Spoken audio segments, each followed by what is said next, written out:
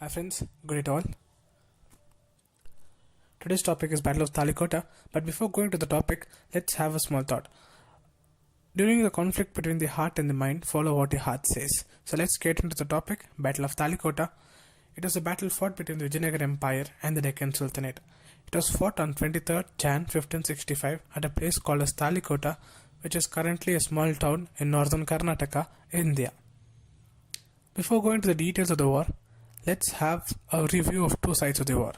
On the one side we have Vijayanagara Empire, a mighty, powerful and wealthy kingdom at its time. It was ruled by a king called as Sadashivaraya and a minister called as Raya.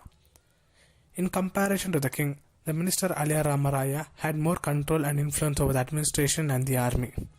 He was supported by his two brothers called as Venkatadri and Tirumala Devaraya. The entire army strength of Vijayanagara Empire is 140,000 infantry, 10,000 cavalry and several hundred war elephants. On the other side, we have Deccan Sultanate, an alliance of 5 sultanates, namely Ahmednagar Sultanate, Bijapur Sultanate, Golconda Sultanate, Berar Sultanate and Bidar Sultanate. The entire army strength consisted of 80,000 infantry, 30,000 cavalry and several dozen artillery. Background of the war. Each sultanate independently wanted to expand their kingdom towards the south, but they were unsuccessful against the Vijayanagara Empire independently. So these sultanates formed an alliance to completely take the Vijayanagara Empire. So they formed an alliance and they divided the mighty army of them into 3 parts and they planned to attack Vijayanagara Empire. In the Vijayanagara Empire, the commander Raya divided his army into 3 and he took the main portion of the army to meet the main army of the enemy. Other 2 army was placed under Venkatadri and Tirumala Devaraya to counter the other 2 forces from different direction. Details of the war. The main battle was supposed to be taking at Talikota, and Raya, with a major portion of the army, marched towards Talikota. During the initial situation, Raya was approaching victory and all was good. Suddenly, his 2 commander, who had a major portion of the army, turned against him and joined the Deccan Sultanates. Due to the confusion that prevailed in the warfield, Raya was captured and beheaded on the warfield and his army was completely routed due to the confusion that prevailed. On the other side, Venkatadri also lost the battle and was killed in the battle.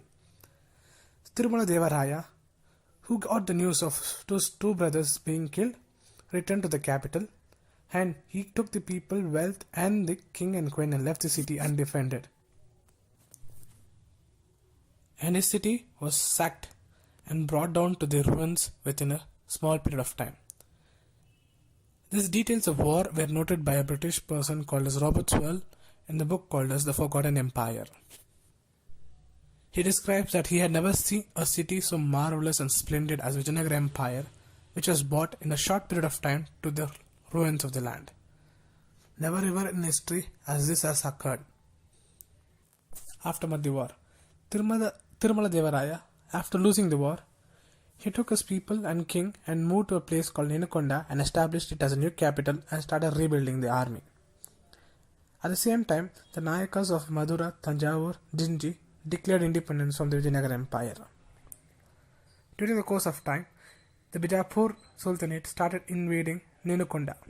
So, Tirumala Devaraya approached Sultanate of Ahmednagar for aid against the Bijapur invasion.